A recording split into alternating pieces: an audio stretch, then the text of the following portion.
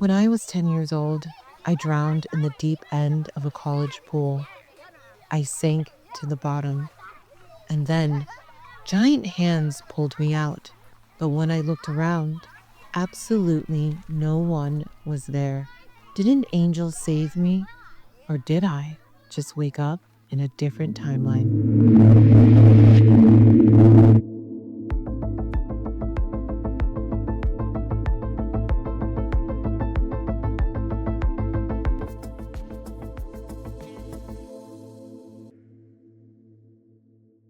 This is Late Night Fringe. Dreams. I woke up from a dream back in 2019 that felt so real. And if I have to be honest, I've had many dreams because I, like I've said, I've come from a culture that doesn't take dreams for granted. I woke up from a dream where I had a husband and a child, and I woke up in such grief.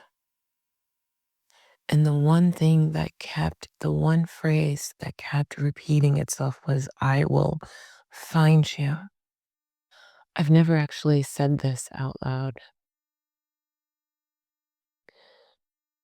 And even as I say it, I am filled with so many emotions.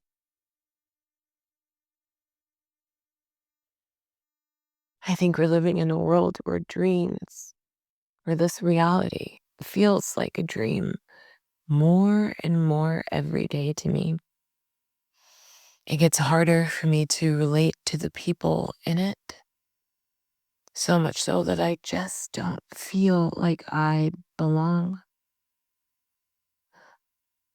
One of you guys sent me down a rabbit hole called Quantum Immortality the other day, and maybe when I first read it, I thought, I don't think um, that this is me, because I've stumbled upon a Reddit post that says that and it's closed now, but it's an old Reddit post that proposes a theory that maybe those who experience the Mandela effect have had near-death experiences and or have had close encounters with death, where they've almost died, but something happened, whether it was a left turn versus a right turn, or someone saving them from drowning, which happened to me. So much so, even before I was born. My mother was pregnant with twins, and my family, they were the first African American family in a neighborhood, and this was the year of 1981. And while standing out on the porch with some of my uncles and my cousins and my older brothers and sisters were playing, my mother was 8 months pregnant with myself and my twin sister, and a bunch of men came with clubs, baseball bats, and you can just only imagine what happened next. And so I was born a month early, and my twin sister didn't make it. So right off the bat, I share that story because my first thought instinct when I read that Reddit post was, "Oh no, what are they talking about?" And then I started to track all of the times where I've had near death experiences and misses, which has really been all my life, which really could explain why I've just never felt right. Why, as a child, I drew tesseracts. I've had many, so many, that it's hard to account for. My freshman year in college, I was shot at less than 3 feet away, and somehow with a crowd of people, and somehow missed the bullet. Then I experienced 9/11. I lived 3 blocks away and somehow survived. Then that same year, I was in a fire. My dorms were set on fire, and yet somehow survived that. And as a child, I nearly almost drowned, which leads me to tonight's episode. Those of you that have experienced quantum immortality or that sensation that something is not quite right, well, maybe this episode, this thought, this exploration, maybe this is for you. And before we get into this episode, I just want to apologize. I have so many goals with this channel and with this presentation, but I'll be honest, I am a modern day slave. I work a job that I'm really not too thrilled about. And life just takes a lot to keep life going. I know I'm not the only one that experiences this. We're all going through some type of time. And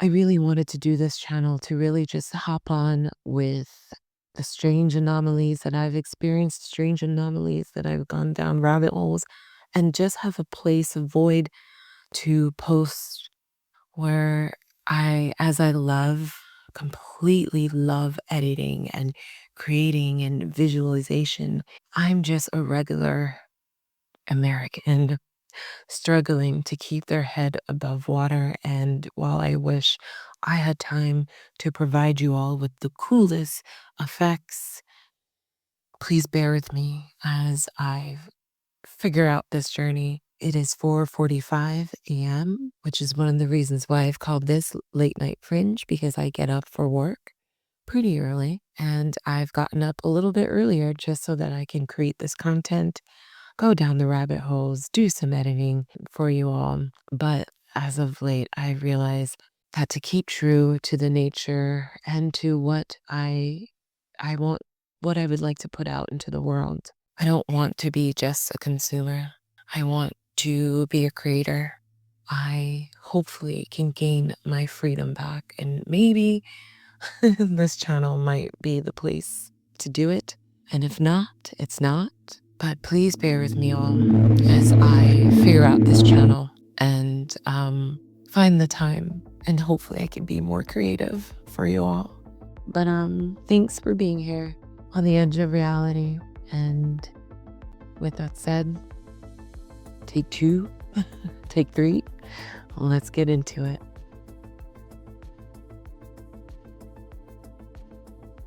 Hello, hello, and welcome back to the Edge of Reality. You are listening to Late Night This Fringe, and is I'm Late your Night host, Fringe. June Florence.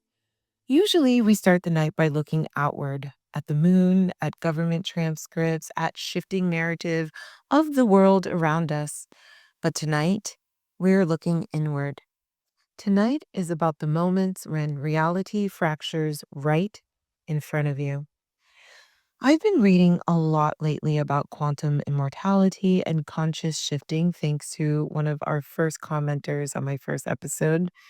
See, the theory suggests that when we face a lethal event, our consciousness doesn't end. It just seamlessly shifts into a parallel timeline where we survive. And as I went down this rabbit hole, it pulled a memory out of me that I haven't talked about in decades. When I was 9 or 10 years old, I was at a summer camp. During our swim days at the local college pool, I was always stuck in the shallow end with the floaties because I didn't know how to swim. And I'll be honest, ladies and gents, because of this moment, I still don't. My friends were out in the deep end and maybe 6 or 8 feet deep, playing, jumping, and well, just having fun with our teacher. It looked like everyone was having the time of their life every time we went to the pool. See, I remember feeling so envious and so left out. My 10-year-old brain just thought, how hard could it be? So I held onto the railing and slowly pushed myself along the side until I was in the deep water. When I was parallel to my friends in the middle of the pool, I let go and pushed myself out toward them. Immediately, I started sinking. I was drowning. Every time I managed to pop my head above the water, I screamed, "Help! help. And then I would sink again. I popped back up, screamed, and sank. Eventually, I couldn't get back up. I just started floating down toward the bottom. And then out of nowhere, I felt them. These big, giant, thick, incredibly strong hands grabbed me by the waist. They physically lifted me out of the water and placed me safely on the side of the pool. When I caught my breath, wiped the water from my eyes, and stopped coughing, I looked over to the middle of the pool, expecting to say thank you to my teacher, but he was still out there, completely engaged with my classmates. They were playing just business as usual. It was as if this intensely traumatic life or death moment hadn't even happened. I asked my teacher later if he had pulled me out, and he had no idea what I was talking about. He just sternly told me to stay in the shallow end. I asked my friends, no one saw a thing. I went home and told my mother that a guardian angel had saved me. I had never seen one with my own eyes, but I felt those hands. I share this because when you survive things you mathematically shouldn't, whether it's drowning in a pool as a kid or living 3 blocks away and surviving 9/11, you start to question why you are still here and where here even is. Did an angel pull me out of the water? Or did my consciousness slip into a timeline where I made it to the edge of the pool? Tonight, we are exploring the timeline jumpers, the Mandela effect, and the theory that maybe we never actually die. We just wake up in a slightly different world. So get comfortable, question everything you've been told, and let's see how deep this really goes. If you ever experienced the Mandela effect, you know exactly what I'm talking about. It's that heavy, eerie sensation where a memory you absolutely are certain of, a brand name, a movie quote, even the timeline of a famous person's life suddenly doesn't match the reality everyone else is living in. For me, the Mandela effect feels incredibly thick. Sometimes it's as small as remembering a conversation with my boyfriend that he swears never happened. Other times it's massive. Recently, I was reading Robert Monroe's book, Journeys Out of the Body. The first time I discovered him, well, I actually discovered him on the Y Files. And I remember AJ Gentili, the host of the Y Files, said this explicitly that he's an old man and that he was still alive and that we needed to honor his peace, respect his peace and not try to contact him. And it was the reason, and when I looked him up, he was alive, and it was the reason I was so fascinated with the gateway. I remembered that journey distinctly of where it led me to now, leading me to leading his book. So months later, when I looked him up again, he was dead. He had been dead for a long time. I remember taking my dog for a walk near the water and stopping by the lake, and it literally felt like I was watching reality shift right in front of my eyes. But why do some of us feel this shift so intensely, while others just shrug it off? I found a theory from a user on a forum who recently was trying to piece this exact puzzle together, and it stopped me in my tracks. They posed a question: what if the defining factor for experiencing the Mandela effect isn't just a glitch in the matrix, but a near death experience? According to this user, every single person they've talked to who vividly experiences the Mandela effect has had a close call. Every person who doesn't experience it has it. It brings us back right to quantum immortality and consciousness shifting. The theory goes like this. Maybe in those moments, the car crash that barely missed you, the illness, the drowning, maybe your near death experience wasn't near at all. Maybe we did die. At that exact moment of impact, your consciousness passed over to your alternate self in the universe closest to your starting one, a timeline with a 3% chance or less deviation from your original reality. If the shift works perfectly, your memory of the death and your old life gets wiped. You just ride around in your new alternate self, maybe as a subconscious instinct or a quiet voice in the back of your head. But when the shift goes wrong, only the death is wiped. You take all your memories with you when you cross over. You wake up walking around in a parallel universe that is slightly different. You don't even know what happened. You just know things feel off. The person who posted this theory shared their own story. When they were a kid, their parents were separated. They lived full time with their dad and slept in a bunk bed. One summer, on a complete spur of the moment whim, they decided to break their routine and stay the weekend at their mom's house. That exact Friday night, a massive windstorm blew a huge tree over onto the dad's trailer.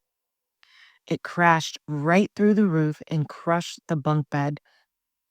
It landed exactly where this kid's head would have been. If they hadn't broken their routine on a whim, they wouldn't have survived. And ever since they didn't take that tree to the face, they said something has felt eerie. Because at the bare minimum, an alternate version of them had their skull crushed while they slept. When you survive something that heavy, it changes you.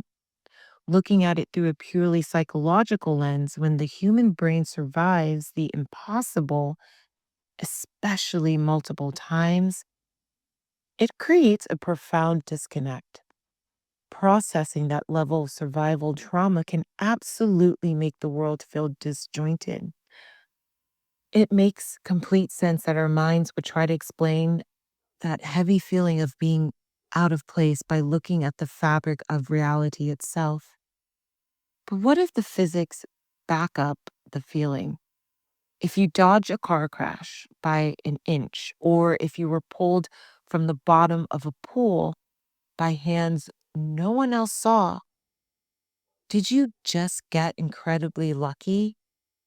Or did you just wake up and the 3% deviation?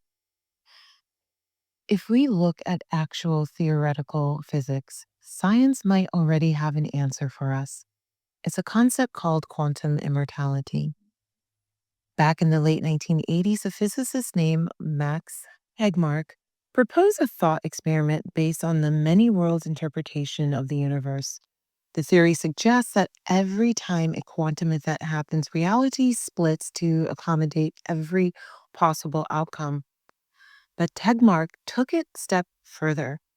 He argued that from the perspective of the conscious observer, from your perspective, you simply cannot experience your own end.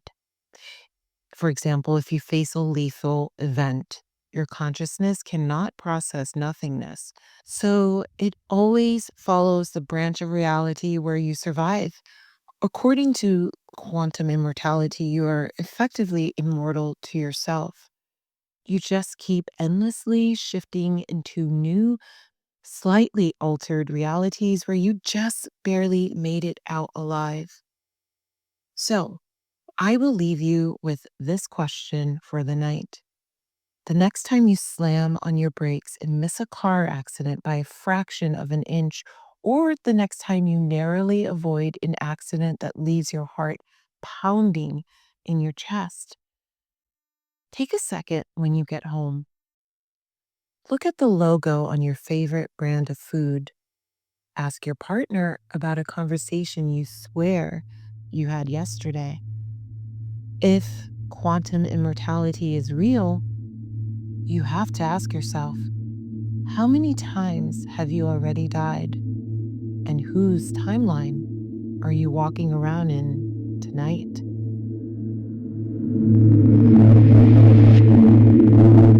I want to hear your stories. Have you had a close call that left the world feeling slightly off?